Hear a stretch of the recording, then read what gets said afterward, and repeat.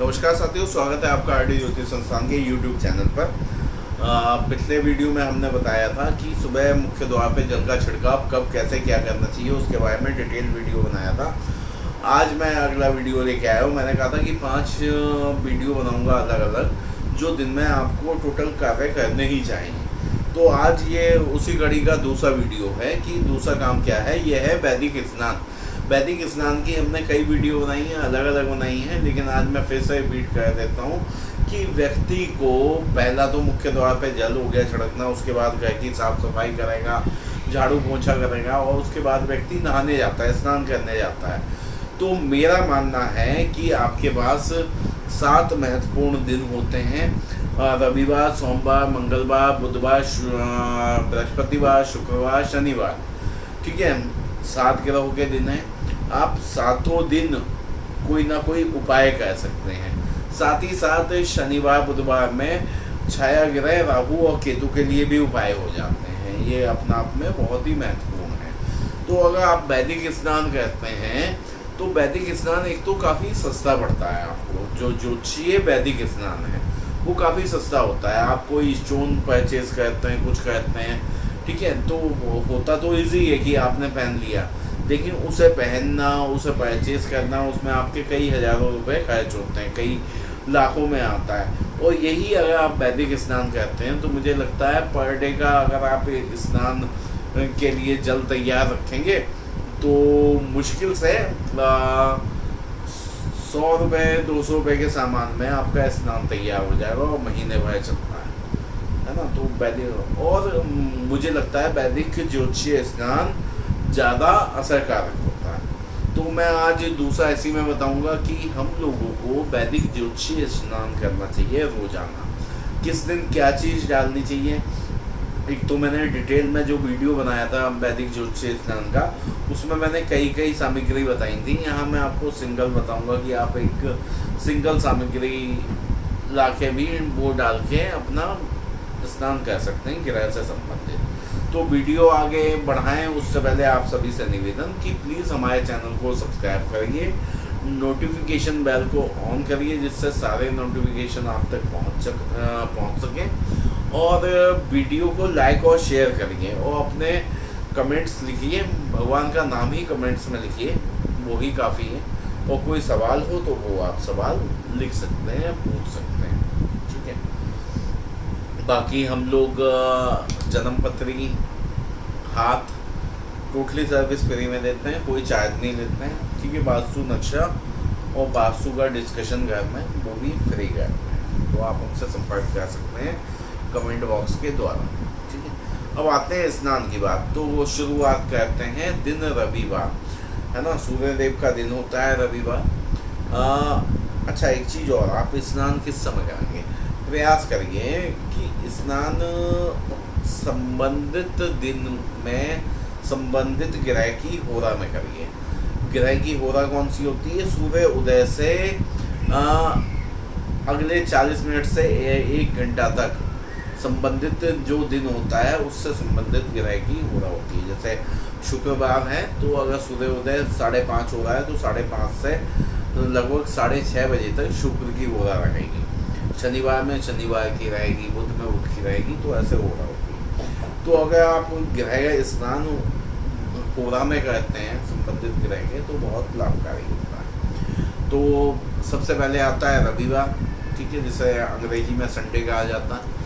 तो आप उसका स्नान कर सकते हैं। इसके लिए क्या आपको चाहिए, वैदिक स्नान के लिए सबसे अच्छा होता है कि शुद्ध लाल चंदन आपको मिल जाए, ठीक है।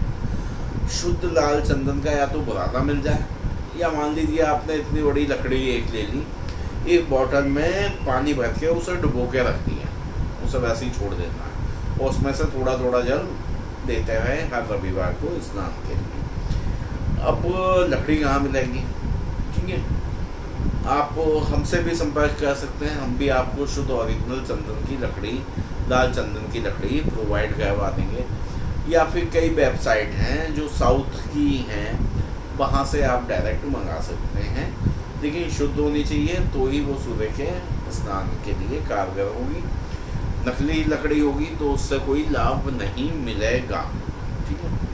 और साथ ही साथ केसर आप इस्तेमाल कर सकते हैं। मान लीजिए चंदन लकड़ी नहीं मिली तो आप केसर ले आइए, ठीक है। केसर 60 रुपये 50 रुपये का मिल जाता है, थोड़ा सा ही मिलता है, कुछ पंखुड़ी मिलती है। आप एक बॉटल में डाल के उसे रख दीजिए और उसमें से रोज जल के लिए स्नान लेते हैं, स्नान के लिए जल लेते हैं थोड़ा थोड़ा, तो वो भी असरकारक होता है। साथ ही साथ मुलेठी होती है, बहुत ही आसानी से मिल जाती है पंसाई की दुकान पे, वो भी आप जल में डाल के स्नान कर सकते हैं। तो ये आई बात रविवार की, सूर्य ग्रह के स्नान के लिए, ठीक है। दूसरा आता है सोमवार।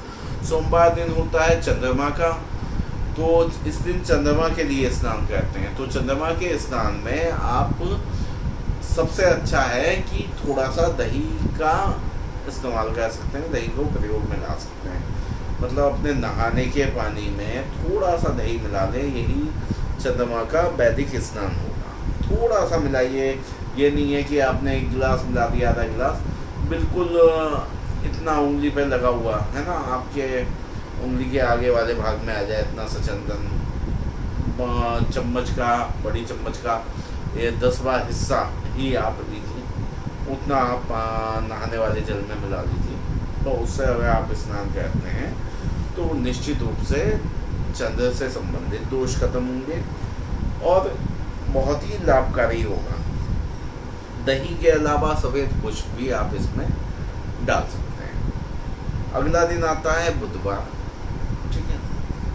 बुधवार ग्रह बुध का दिन है। वैसे राहु के और केतु के भी उपाय बुध को भी होते हैं, शनि को भी होते हैं।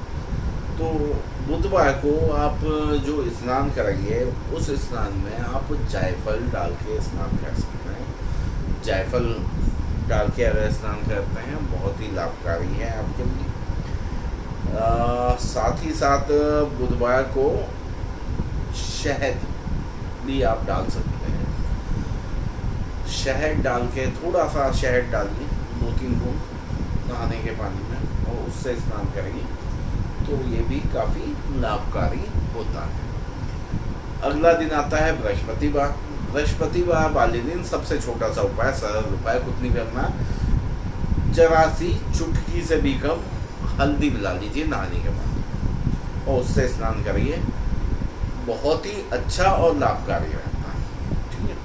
आपको तो 7 दिन अलग अलग चीज़ से करना है और नियम बना लेना है ना, तो 7 अलग अलग आप बॉटल, शीशी, डिब्बे जो चाहे वो बना के रख सकते हैं और नहा सकते हैं। अब आते हैं शुक्रवार। शुक्र का मैंने वैसे भी कहा है कि बहुत ही महत्वपूर्ण होता है शुक्र का स्नान। अगर आपको जीवन में अपने पैसा चाहिए, ज़मीन जायदाद चाहिए, गाड़ी, ऐशो आराम चाहिए, तो आपका शुक्र अच्छा होना चाहिए हर हाल में। तो शुक्र के लिए सबसे अच्छा उपाय है कि आप इत्र की 2 बूंदें डाल के अपने जल में स्नान कर सकते हैं। गुलाब जल डाल के आप जल में स्नान कर सकते हैं। कपूर, देशी कपूर, ब्रास या भीमसेनी कपूर जो कहते हैं, उसको चुटकी भर डाल के आप जल में स्नान करते हैं, बहुत ही लाभकारी होता है। शुक्र के लिए इतना ही काफ़ी है।